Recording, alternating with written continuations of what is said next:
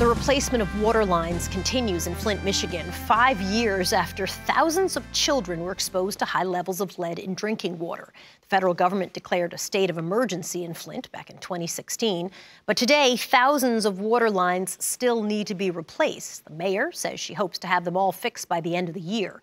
While Flint made global headlines, a report from the Centers for Disease Control found that every state in America reported people were exposed to contaminated tap water last year.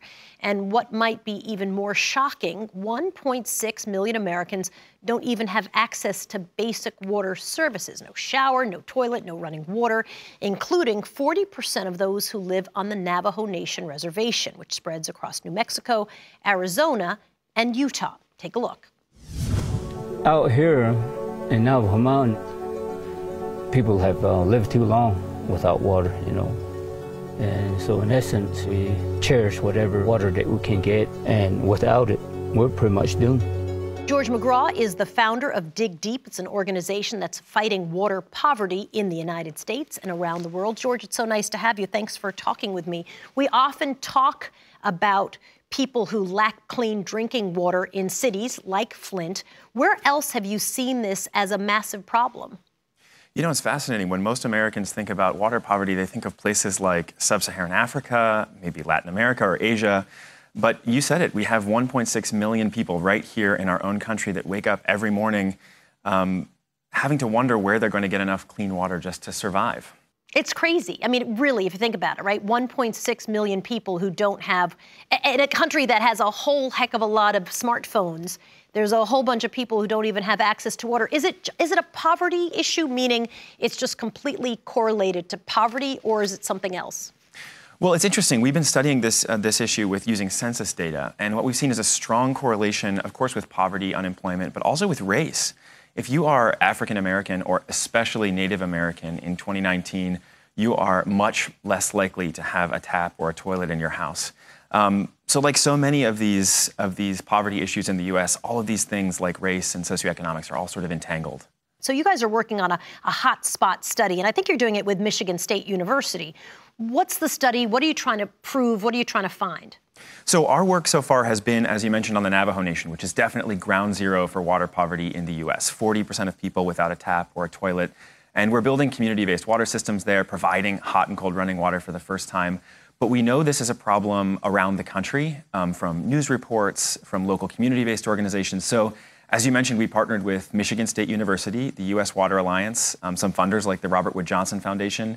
And we are looking at national census level data to figure out what this problem really looks like across the country.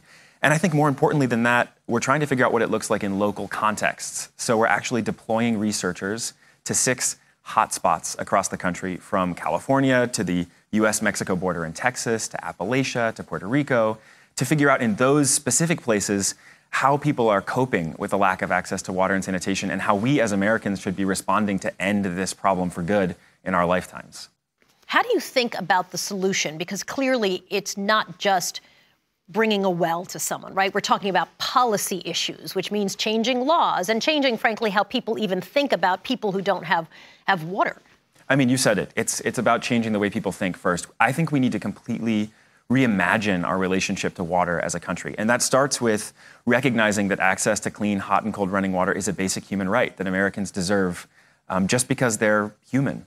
It's interesting to see, and it doesn't happen a lot, where urban poor and rural poor actually are speaking the same language and have a similar problem. Often people pit, right, urban versus rural.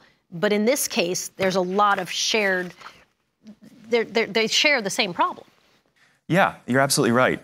I think for the rest of America, urban communities are kind of the canary in the coal mine. It's easier to pay attention to problems when they're in places like Flint or Detroit or Baltimore. But they show that we have bigger problems in rural areas across the country with the same sort of racial and socioeconomic dynamics.